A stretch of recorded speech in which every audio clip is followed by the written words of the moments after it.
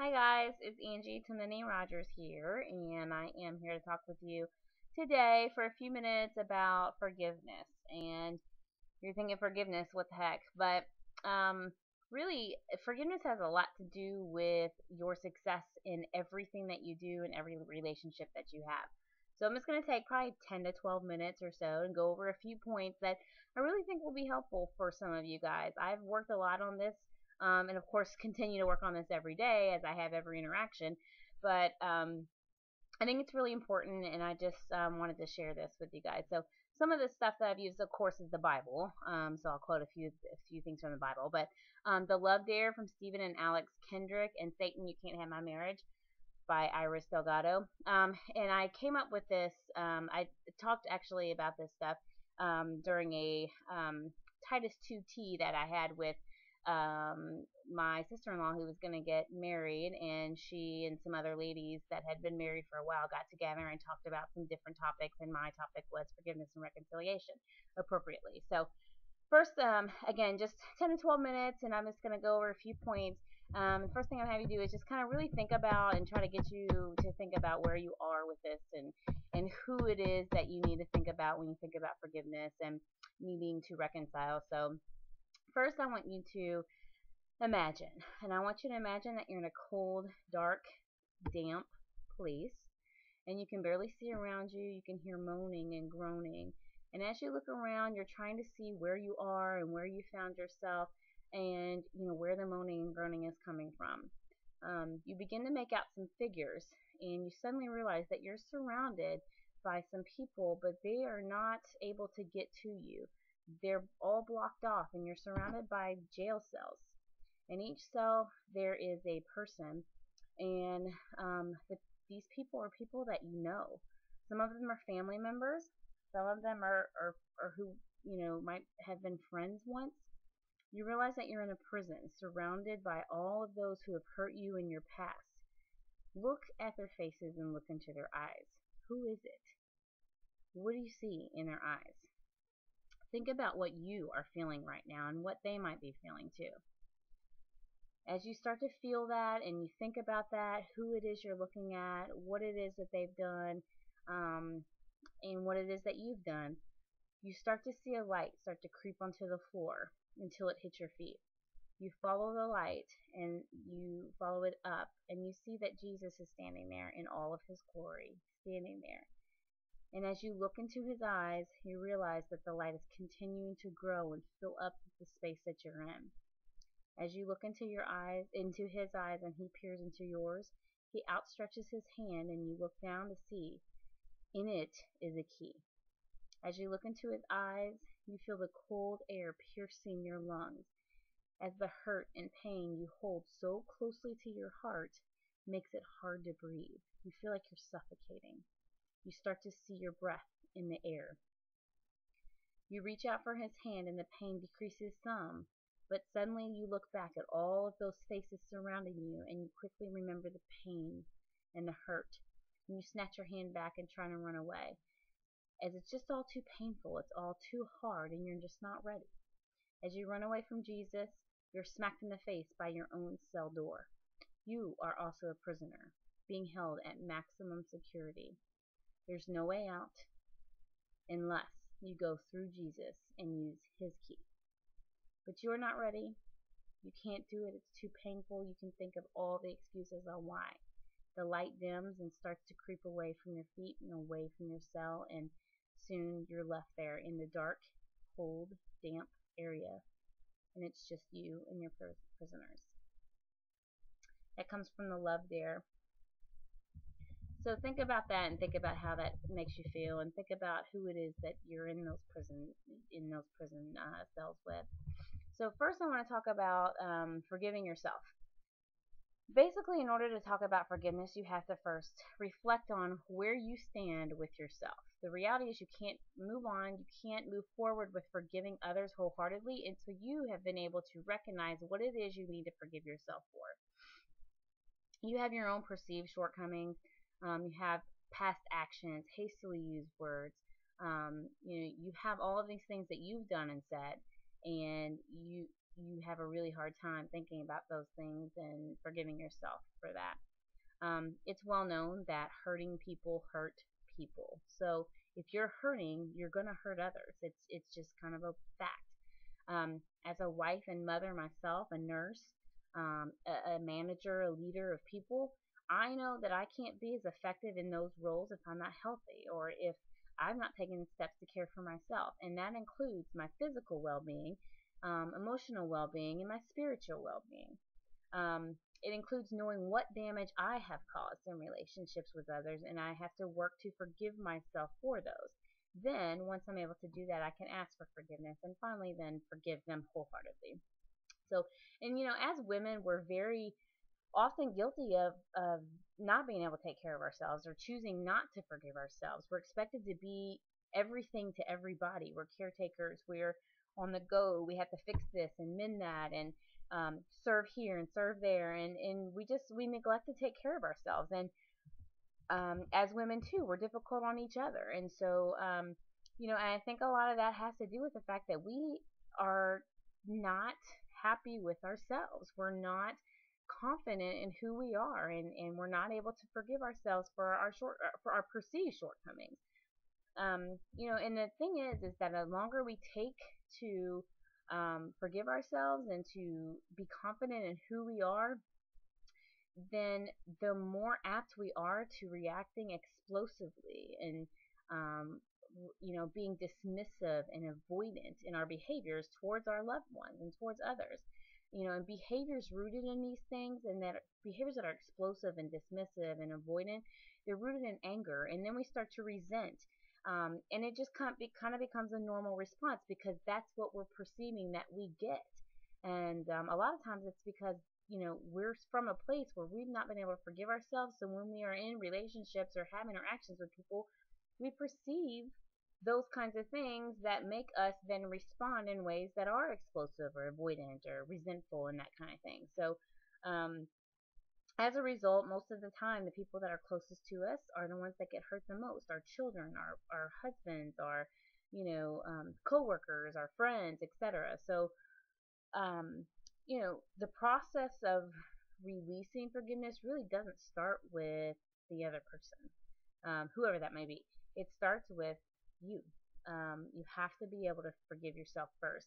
Otherwise you remain imprisoned because you can't fully be a human being that loves others and forgives others if you are yourself imprisoned by your own unforgiveness of yourself.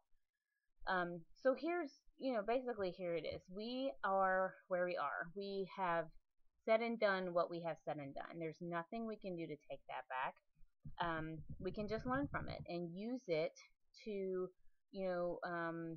as lessons learned and move forward. We can choose from this day to not be victim to our own unforgiveness, to our own self-hatred and negative thoughts that we play over and over and over in our mind. We can choose from this day forward to put our time and energy in building ourselves up and choosing to forgive. We put our time into prayer and we ask God for strength to see ourselves as He sees us. Pride's something we need to talk about real quickly. Pride is something that kind of keeps us from being able to forgive ourselves. We have to realize that when we choose not to forgive ourselves, it's pride. We're choosing to be prideful and we place ourselves above others. So here's the thing. God has said that He forgives all of our sins. He forgives us. We are His, the apple of His eye. He forgives our sins. So what then makes us think that we can't forgive ourselves? Is God wrong? Are we saying that the Almighty is wrong? Because if we say that we can't forgive ourselves, we're too bad, we've done too much, we've hurt too many people, then really we're saying that God's not right. And that's just not true. God is right. And God said that we are all forgiven. And God's chosen to forgive us. He doesn't throw it in our faces. He wipes us clean and we are made new.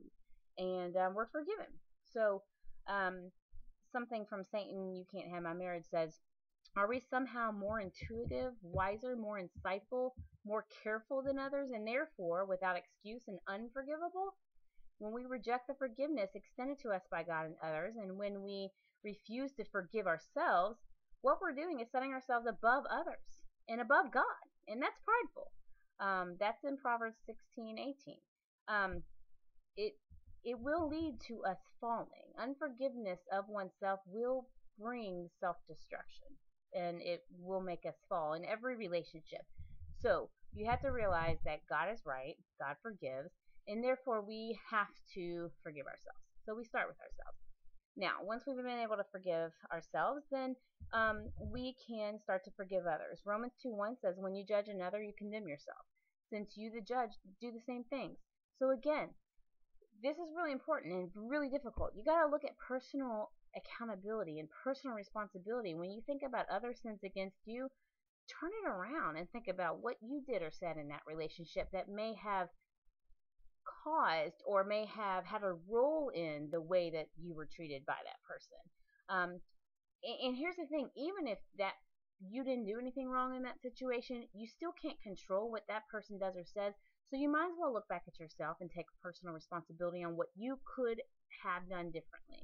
Okay, not excusing anyone else's inappropriate behavior, obviously, but taking responsibility for yourself, and then it starts to change the way that you perceive what happens to you and what's said to you. We're in two-way relationships. Nothing happens individually. There's always an opportunity to think about what your role is in the relationship. Maybe you are continuing to enable that person to be used by the devil in your life. I don't know. If the same people continue to elicit the negative feelings or responses, then you're enabling it to happen because you're not turning it back on yourself and saying, okay, how can I take responsibility and accountability in the situation and change the outcome or change the way I perceive this person or this interaction. So once you release that and take personal responsibility for yourself, and choose who you have relationships with and how you have them and how you respond in them, then you start to create your own reality. And that's the whole point. You, obviously in God's, with God's will, you choose to create your own reality because perception is reality, guys. Perception is your reality. If you perceive something and then you respond based on that perception, then you're living in that reality. So why not change your perception to change your reality? Okay, if you any self-help books even say, not even talking about the Bible, obviously the Bible, gives us all these lessons too, but self-help books, any of them that you listen to, it's relationship rescues, all of that stuff is going to tell you, don't worry about what the other person does and says because you can't control that. Control yourself and think about what you can do differently. So again, taking personal responsibility regardless of what you think that other person has or hasn't done. Humble yourself. Seek the forgiveness from those you need to also forgive. So you hear that. Seek forgiveness from them first. Okay? And then, because again, that shows that you're taking the personal responsibility of whatever's happened in that relationship. You're saying, I'm sorry. Can you forgive me? And, that will help the healing process. And no matter how that person responds, you make sure that you take responsibility for your mistakes. Even if that person responds with criticism, take it as counsel and realize that you can't control their actions or responses or behaviors or words or anything.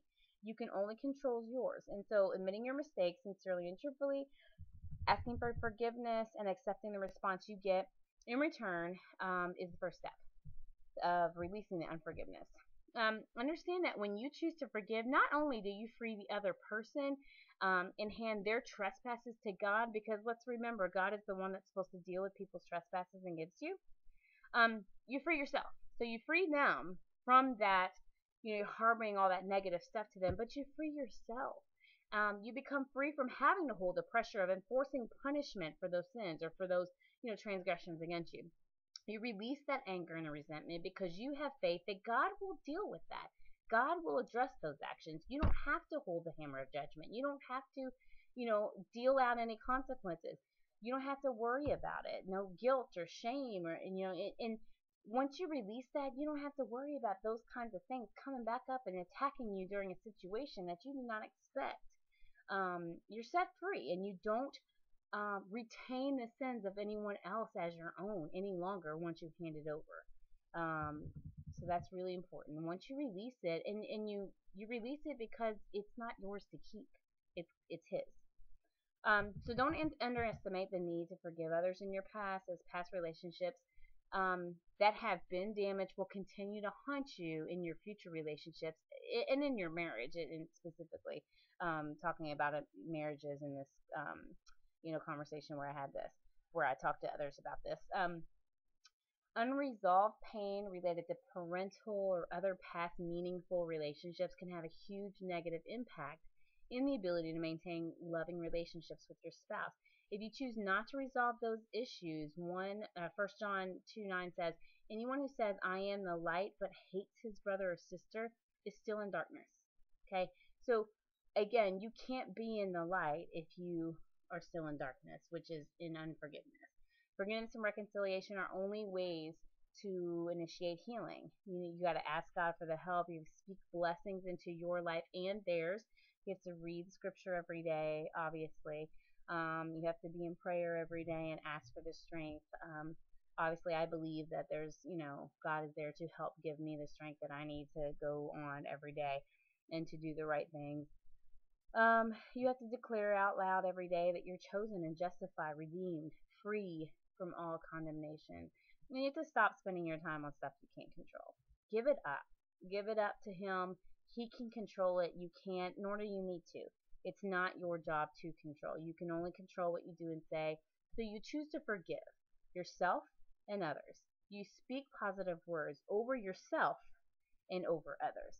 You think positive thoughts, again, over yourself, about yourself, and about others. And you pray for strength, as well as for healing for yourself and for those you have forgiven. Because, again, you can't control what they do or say. You can't control where they are in their journey. And they may not be able to immediately forgive you for something that you have done or said.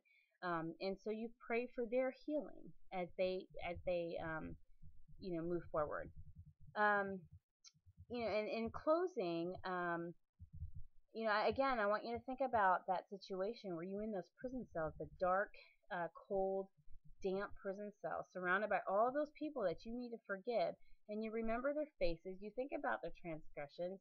Again, you watch the small amount of light that begins to creep into yourself, and you look up again and you see the face of Jesus again as He stretches out His hand. Again, you're offered the key, and as you peer into His eyes and He peers into yours, you see love. You only see love.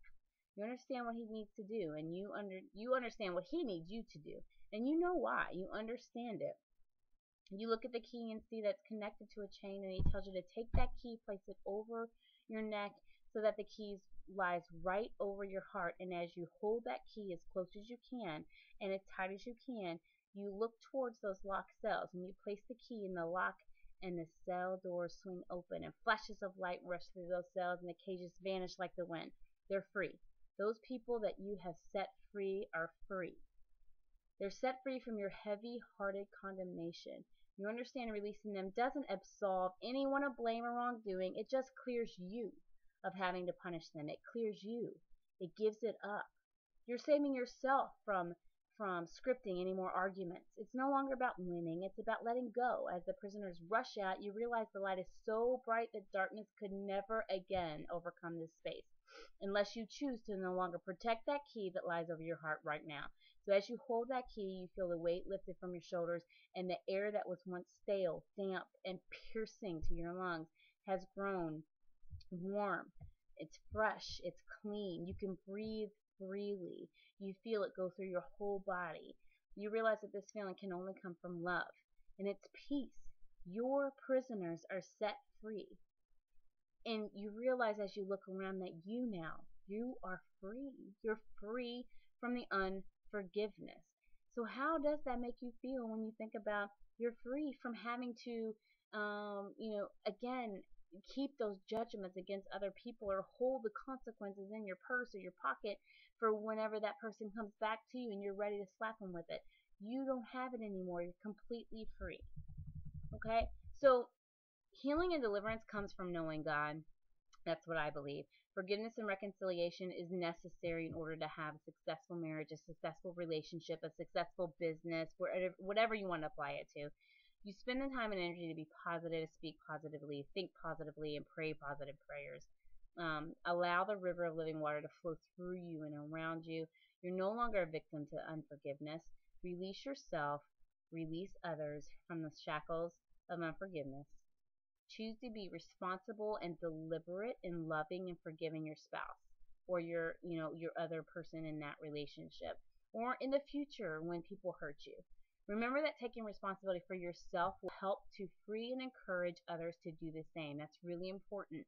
You have to be the role model in this situation. You have to be able to accept your own personal responsibility and accountability in every situation that comes up. And it's not easy. Nobody says it is.